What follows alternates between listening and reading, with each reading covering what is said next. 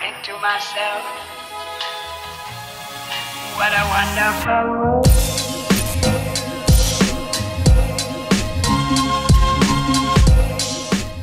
Halo semuanya, selamat datang kembali di Story Film. Kali ini kita akan membahas sebuah film yang berjudul Followers, yang dirilis pada tahun 2024. Bercerita tentang seorang influencer terkenal bersama kedua sahabatnya yang mendapat teror dari kelompok psikopat. Film ini sebenarnya juga merupakan sequel kedua dengan judul yang sama. Buat yang nanya kenapa langsung bahas yang kedua, jawabannya adalah dibanding film pertama, sequel keduanya ini memiliki plot twist yang dijamin kalian gak bakal bisa menebak. Penasaran? Oke lah, kita langsung aja masuk ke alur filmnya. Enjoy the video.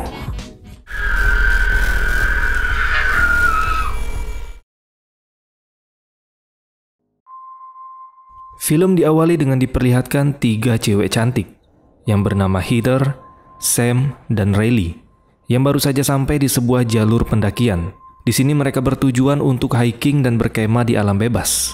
Perlu diketahui di antara 3 cewek ini, si Heather merupakan seorang influencer, atau bisa dikatakan seperti selebgram, yang selalu membagikan apapun yang dia lakukan ke sosial media miliknya. Di sini Heather mengingatkan ke Sam untuk tidak lupa membawa inhalernya, karena ternyata Sam ini memiliki penyakit asma, yang membuat dirinya sangat bergantung dengan inhaler tersebut. Setelah selesai mengambil barang-barang di mobil, mereka pun melanjutkan perjalanan untuk mendaki.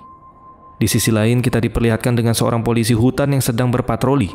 Lalu di suatu tempat dia melihat ada sebuah busur silang dan mengira busur itu milik pemburu liar. Dia juga melihat sebuah laptop yang sengaja ditaruh di sana. Dan ketika dia ingin mengecek laptop tersebut, tiba-tiba dari belakang ada seseorang menembakkan sebuah panah ke tubuhnya. Seakan kurang puas, orang misterius itu pun mendekat dan langsung membunuh polisi tersebut. Kembali ke Heather dan teman-temannya. Kini mereka sudah tiba di sebuah danau. Di sana mereka sedikit kecewa karena danau tersebut agak mengering akibat musim kemarau. Namun Riley tidak mempermasalahkannya dan tetap pergi ke sana untuk berenang. Sedangkan Sam merasa orang yang berada di seberang danau sedang mengawasi mereka. Akan tetapi Heather dan Riley tidak terlalu memperdulikannya. Singkat cerita, malam pun tiba. Kini mereka telah menyiapkan sebuah tenda dan bersiap untuk beristirahat. Namun ketika mereka bertiga sedang tidur, ternyata ada seorang pria misterius yang datang ke kemah mereka. Lalu dengan santainya pria itu duduk sambil memandangi mereka bertiga yang sedang tertidur pulas. Tidak lama kemudian Riley terbangun dari tidurnya untuk buang air kecil. Akan tetapi saat dia sedang jongkok, tiba-tiba ada seorang pria bertopeng di belakangnya dan langsung menangkap Riley. Pria misterius itu kemudian membawa Riley, lalu mengikatnya di sebuah kursi. Kemudian pria misterius ini membuka topengnya, dan dia mengaku jika dirinya adalah serigala, yang sekarang akan memangsa buruannya. Lalu keesokan paginya, Sam yang lebih dulu bangun merasa aneh, karena Riley sudah tidak ada di tenda. Riley. Dia pun membangunkan Heather dan memberitahu jika Riley telah menghilang. Lalu kemudian mereka pun mencari keberadaan Riley, dan di tempat itu mereka juga menemukan sebuah boneka yang dipaku pada sebuah pohon. Di sini Sam berasumsi jika itu adalah sebuah jejak. Namun ketika dia sedang mengikuti petunjuk tersebut, tiba-tiba penyakit asmanya kambuh. Melihat hal itu, Heather bergegas mengambil inhaler milik Sam. Namun sayang inhaler tersebut malah menghilang. Lalu tidak lama kemudian Heather mendapat kiriman video, yang ternyata itu adalah Riley yang sedang disekap. Heather pun langsung bergegas mengajak Sam untuk menyelamatkan Riley. Namun sayang ketika dia sedang berlari, tiba-tiba kakinya malah terkena jebakan beruang. Heather yang kesakitan merasa sudah tidak sanggup lagi untuk berjalan. Lalu Sam mencoba menenangkan Heather dan menyuruhnya untuk menunggu di sana saja, sedangkan dia akan mencoba mencari keberadaan Riley sendirian. Lalu setelah itu Sam pun mulai mencari Riley dengan petunjuk boneka yang dipaku di pohon tadi. Hingga akhirnya Sam berhasil menemukan keberadaan Riley yang sedang disekap. Ternyata pria misterius itu sudah menunggu kedatangan Sam. Dia langsung menembakkan busur panah yang tepat mengenai kaki Sam. Sam pun berusaha lari dari pria itu. Hingga akhirnya pada saat si pria misterius ini lengah, Sam pun langsung menyemprotkan cairan merica ke wajah pria itu. Kemudian dia mengambil anak panah dan langsung mencocol tubuh pria tersebut. Singkat cerita, mereka bertiga kembali bersama dengan kaki yang penuh luka. Tidak lama kemudian, pada saat di jalan terlihat mobil polisi hutan yang sedang berpatroli. Riley pun langsung bergegas meminta pertolongan ke polisi hutan tersebut. Akan tetapi tiba-tiba ada anak panah melayang dan tepat mengenai kepala polisi tersebut. Dan ternyata yang menembak polisi itu adalah psikopat tadi, alias pria misterius yang tadi dicocol oleh Sam. Dan ternyata dia masih hidup. Sambil membawa palu godam dari mobil polisi tersebut, psikopat itu pun mendekati mereka. Tapi beruntung psikopat ini sudah melemah akibat luka yang ada di perutnya. Dan Sam pun berhasil memanfaatkan kesempatan itu dan membunuh sang psikopat. Hingga akhirnya mereka bertiga berhasil selamat. 15 bulan setelah kejadian yang menimpa mereka, kini kita diperlihatkan dengan Sam yang sedang berada di perpustakaan.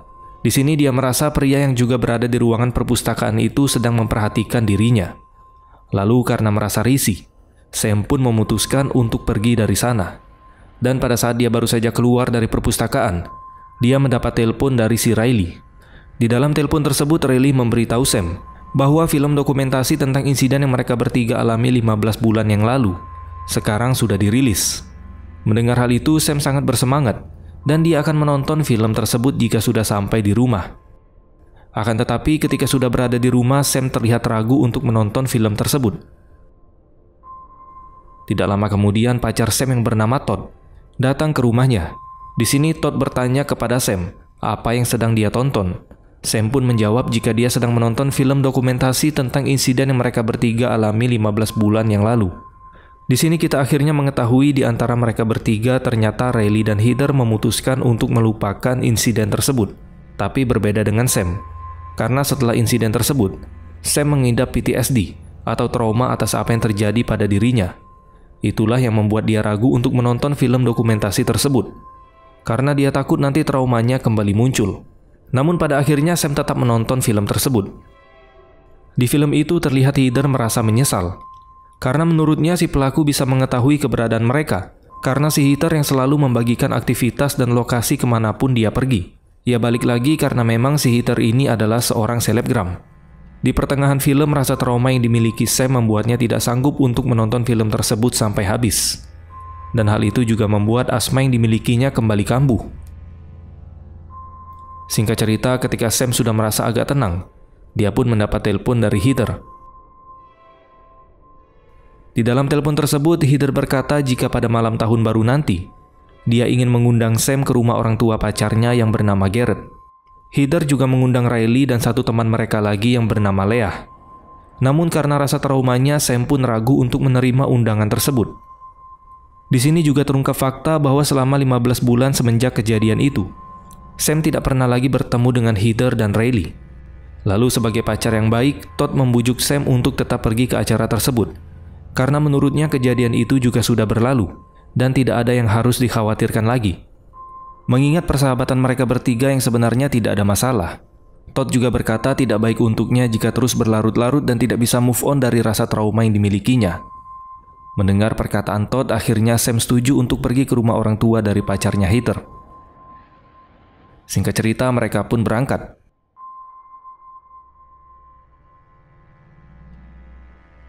Dan setibanya di sana, mereka langsung disambut oleh Riley, Leah, Heather, dan pacarnya si Garrett. Todd, Gareth. Di dalam rumah tersebut terlihat kecanggungan di antara mereka bertiga yang sudah lama tidak bertemu. Di sini Heather juga sudah mengetahui trauma yang dialami Sam. Jadi Heather berjanji dia tidak akan mengunggah apapun di sosial medianya selama mereka berada di sini. Sam pun meresponnya dengan bertanya ke Heather, bagaimana tentang kegiatan influencernya.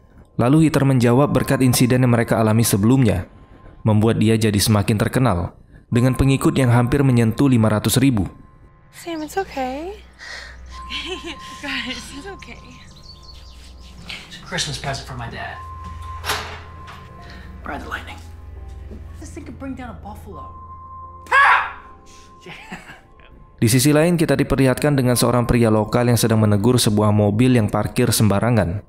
Akan tetapi pria yang mengenakan topeng di dalam mobil ini tidak menanggapi pria tersebut. Dengan santainya pria bertopeng ini mengeluarkan handphone dan mulai merekam situasi yang ada di sana. Lalu sesaat kemudian muncul 3 pria bertopeng lainnya dan langsung menembak kepala pria tersebut sampai tewas. Singkat cerita, malam pun tiba. Terlihat kini Sam dan yang lain mulai bersiap untuk makan malam bersama. Di sini Heather mengenang kembali kejadian yang telah mereka alami 15 bulan sebelumnya. Dan dia juga merasa sangat bersyukur karena bisa selamat dari kejadian mengerikan itu. Akan tetapi tiba-tiba si Garrett menyela dengan berkata bahwa sebentar lagi mereka akan memiliki sebuah film. Sam yang tidak mengetahui hal itu pun meminta penjelasan kepada Heather. Lalu Heather menjelaskan bahwa beberapa minggu yang lalu, ada sebuah produser dari Los Angeles yang tertarik dengan kisah mereka. Lalu produser itu menawarkan ke Heather untuk menjadikan kisah mereka tersebut menjadi sebuah film. Dan tentu saja harus dengan persetujuan mereka bertiga. Mendengar penjelasan itu, Sam pun merasa kesal. Karena menurutnya tujuan Heather mengundangnya ke acara ini hanya untuk memberitahukan hal yang tentu tidak akan dia setujui. Melihat suasana yang mulai canggung, Todd mencoba mencairkan situasi dengan mengajak mereka menikmati makanan yang sudah disiapkan.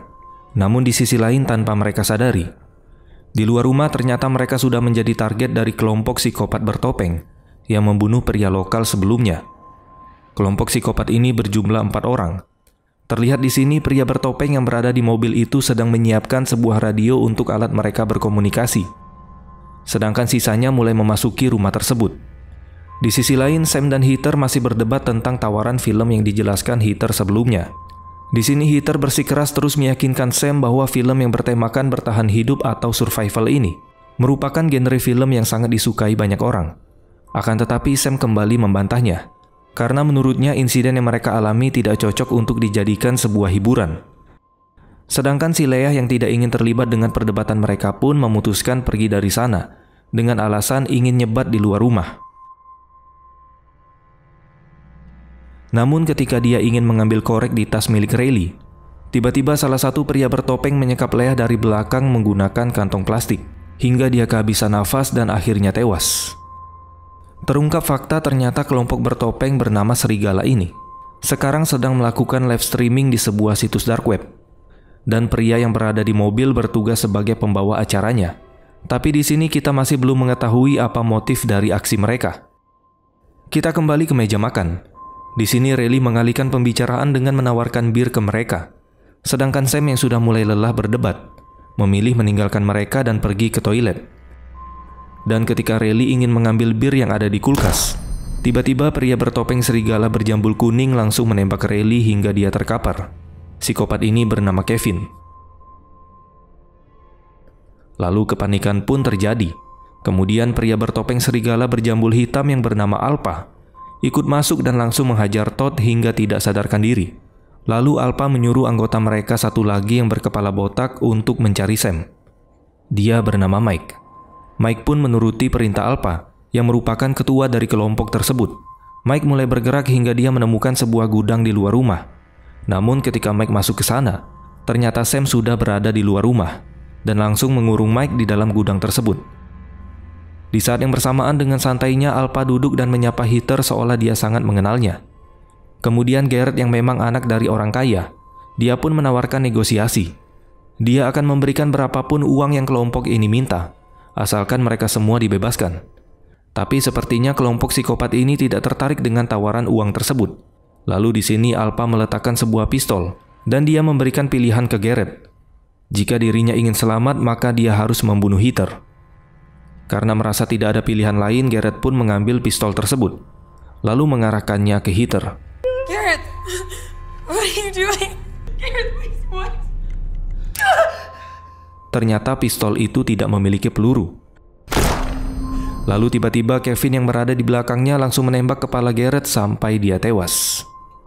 Di saat yang bersamaan, Sam menyelinap masuk ke kamar atas rumah tersebut menggunakan tangga. Lalu Sam bergegas mengambil tab miliknya dan segera menghubungi polisi. Mountainside Drive, there's been a break-in. Akan tetapi Mike berhasil menemukan Sam. Beruntung ketika Mike menembakkan busur panahnya, Sam sempat menangkis. Lalu dia mendekati psikopat itu dan langsung mendorong tangganya. Di sisi lain, kini Heather terlihat sudah diikat di kursi, sambil dipertontonkan pada live streaming mereka.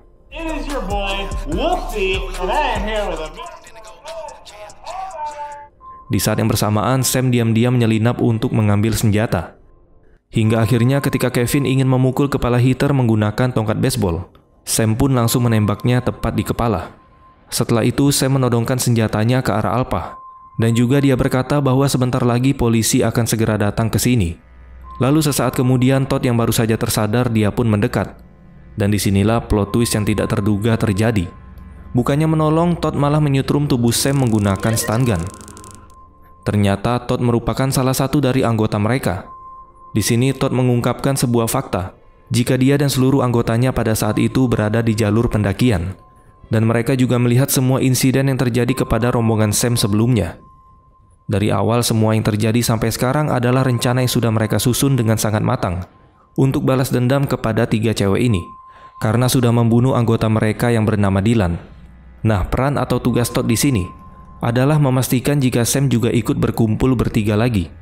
Karena kelompok psikopat ini juga mengetahui jika pasca insiden tersebut, Sam mengalami trauma yang mendalam, dan mereka tidak ingin jika sampai Sam ini tidak ikut di rencana yang telah mereka susun. Setelah itu, Todd mengambil palu yang sama seperti Sam membunuh anggotanya yang bernama Dylan. Tony, cops are here. Tetapi tidak lama kemudian polisi pun datang. Akhirnya ada juga polisi di film yang datangnya gercep. Ketika yang lain terlihat panik, si Alpha malah keluar dari rumah tersebut dengan santai. Di sini Alpha beralasan jika yang menelpon mereka tadi adalah pacarnya yang sedang dalam pengaruh obat. Namun ketika si polisi meminta bertemu dengan pacarnya, Alpha kembali beralasan jika pacarnya sudah tertidur. Lalu polisi itu pun meminta KTP milik si Alpha. Kemudian ketika mereka melihat KTP-nya, kedua polisi ini seperti mengenali identitas orang tua dari Alpha. Yes, he's my father. Tapi sayangnya di sini kita tidak diberitahu siapa identitas sebenarnya. Karena kalau kita lihat dari ekspresi kedua pak polisi ini, identitas orang tua Alpha bukanlah orang sembarangan. Di sisi lain ternyata si Riley belum tewas. Lalu secara diam-diam dia mengambil pisau dan langsung membunuh Mike. Setelah itu Riley juga membunuh Todd menggunakan senjata milik Mike sebelumnya. Sontak polisi yang mendengar suara tembakan itu langsung menodongkan senjata mereka ke Alpha. Namun si Alpha tetap berusaha tenang. Dan ketika polisi itu lengah, Alpha langsung menghabisi mereka. Di saat yang bersamaan, Riley langsung bergegas menolong kedua temannya. Setelah itu mereka pun bergegas pergi dari sana. Akan tetapi psikopat yang berjaga di mobil ternyata sudah menghadang mereka di luar. Tanpa basa-basi, Alpha langsung menghujani ketiga wanita ini dengan peluru sampai mereka tewas.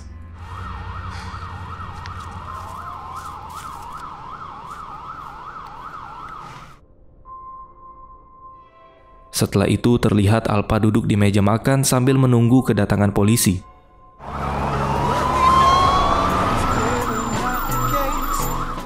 Seolah sudah menyelesaikan semua misinya, Alpha pun pasrah membiarkan dirinya ditangkap oleh pihak kepolisian.